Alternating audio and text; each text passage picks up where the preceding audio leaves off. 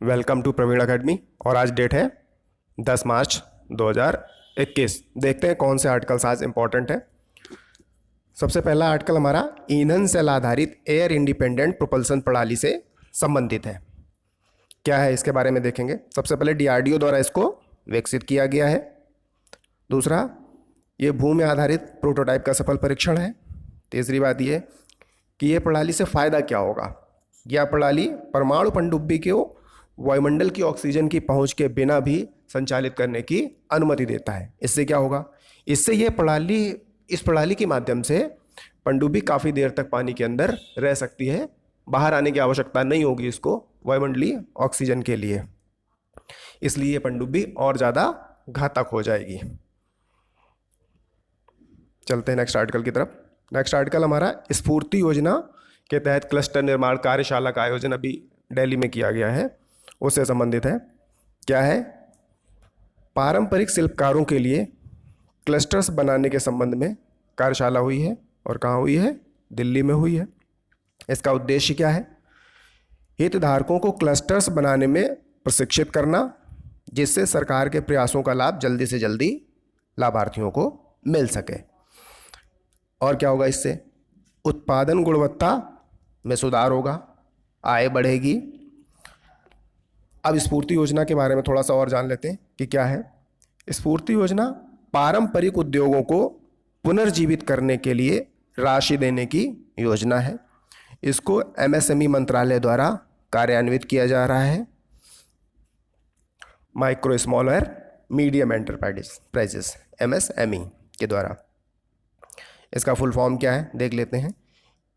स्फूर्ति का scheme of fund for regeneration of traditional industries, स्फूर्ति। चलते हैं नेक्स्ट आर्टिकल की तरफ। नेक्स्ट आर्टिकल हमारा ब्रह्मपुत्र नदी पर चीन के द्वारा जल विद्युत परियोजना के निर्माण की बात करी जा रही है। इसको अपने उसने पंचवर्षीय प्लान में शामिल किया है जो 20 से 25 के लिए है। तो देखते हैं क्या इंपॉर्टेंट है इसमें। यह परियोजना सांगपो नदी पर बनाई जा रही है और ये डाउन स्ट्रीम डैम है। इसमें लोअर रीचेज जो निचले क्षेत्र हैं उससे क्या होगा, चूंकि निचले क्षेत्र में बनाई जा रही है इसलिए ब्रह्मपुत्र का बहाव प्रभावित हो सकता है और ये भारत के लिए चिंता का विषय है। आगे, ब्रह्मपुत्र नदी, इसको क्या क्या नाम से जाना जाता है? तिब्बत में सांगपो के नाम से, बांग्लादेश में जमुना के नाम से इसको जानते हैं और भारत में ब्रह्मपुत्र। चलते हैं नेक्स्ट आर्टिकल की तरफ। नेक्स्ट आर्टिकल हमारा विश्व धरोहर स्थल घोषणा से संबंधित है।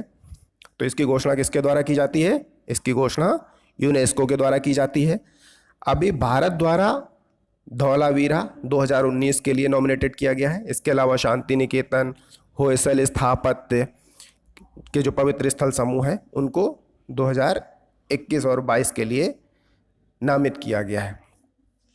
अब देखते हैं वर्तमान में कितने हैं। भारत में 38 विश्व धरोहर स्थल है वर्तमान में। विश्व धरोहर स्थल कौन से हो सकते हैं? तो ये प्राकृतिक भी हो सकते हैं, मैन मेड भी हो सकते हैं, ठीक है। और इनको यूएन और यूनेस्को द्वारा घोषित किया जाता है, दर्जा दिया जाता है विश्व धरोहर स्थल का। तो ये अंतर्राष्ट्रीय महत्व की भूमियाँ होती हैं, स्थल होते हैं। देखते हैं थोड़ा सा यूनेस्को के बारे में। इसकी स्थापना कब हुई थी? 1945 में हुई थी। इसका मुख्यालय कहाँ पे है? पेरिस में है। नेक्स्ट आर्टिकल की तरफ चलते हैं। नेक्स्ट आर्टिकल हमारा यूएपीए इससे संबंधित है। ये क्या है? अनलॉफुल एक्टिविटीज प्रिवेंशन एक्ट से संबंधित है। एक्चुअली अभी ये न्यूज़ में किस लिए है?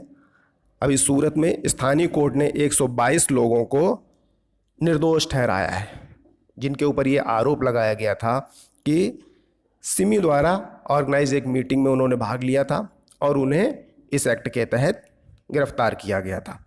और उन्होंने इसके लिए कि वो उनको फेक तरीके से जो है फंसाया गया है, तो इसलिए उन्होंने कंपनसेट की मांग की कि उनको हर्जाना दिया जाए। गलत तरीके से डिटेन किया गया है। देखते हैं ये एक्ट कब आया था। ये आया था 1967 में। इस एक्ट से केंद्र को एक पूर्ण शक्ति मिल जाती है ये निर्धारित करने के लिए कि कौन सा कार्य कैसा है, यानी कि गैर कानूनी है या कानूनी है, और इसके तहत किसी भी व्यक्ति को या संगठन को आतंकवादी घोषित कर सकती है। चलते हैं नेक्स्ट आर्टिकल की तरफ। नेक्स्ट आर्टिकल हमारा स्वदेश दर्शन योजना से संबंधित है। ये योजना कब शुरू हुई थी? 2014 और 15 में शुरू हुई थी, और किसके द्वारा? पर्यटन मंत्रालय के द्वारा।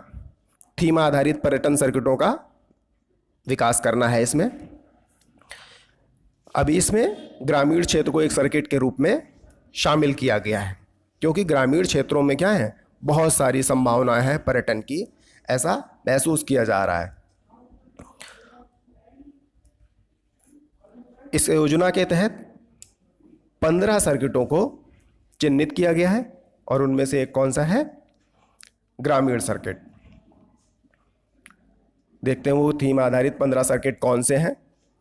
सबसे पहले इसमें पूर्वोत्तर भारत सर्किट है, दूसरा बौद्ध है, तीसरा हिमालय, चौथा तटीय, कृष्णा, रेगिस्तानी क्षेत्र, जनजातीय क्षेत्र, वन जीवन से संबंधित क्षेत्र, अध्यात्म से संबंधित क्षेत्र, रामायण से संबंधित, जैन सर्किट। रामायण से संबंधित मतलब जहाँ जहाँ पे भगवान राम जिन स्थलों पर गए थे, उन करीब 15 स्थलों को इसमें शामिल किया गया है लगभग, जहाँ भगवान राम गए थे, तो उनको स्वदेश दर्शन योजना के तहत पर्यटन के लिए विकसित किया जाएगा। इसके अलावा महात्मा गांधी स्थल की बात करेंगे, जो ये सर्किट है इसको भी विकसित किया जाएगा, उनसे संबंधित स्थानों को। इसके अलावा इको सर्किट एनवायरनमेंट से संबंधित और धरोहर स्थलों से संबंधित, और है लास्ट में जो अभी भी चिन्हित किया गया है वो है ग्रामीण सर्किट। चलते हैं नेक्स्ट आर्टिकल की तरफ। नेक्स्ट आर्टिकल हमारा स्वच्छ पखवाड़े से संबंधित है। ये 16 से 28 फरवरी 2021 को बीच में मनाया गया है, और इसमें भारतीय मानक ब्यूरो को प्रथम पुरस्कार दिया गया है। और ये किसके द्वारा चलाया जा रहा है? उपभोक्ता मामलों के विभाग द्वारा ये पखवाड़ा मनाया गया हुआ है। आज के लिए बस इतना ही। Thank you.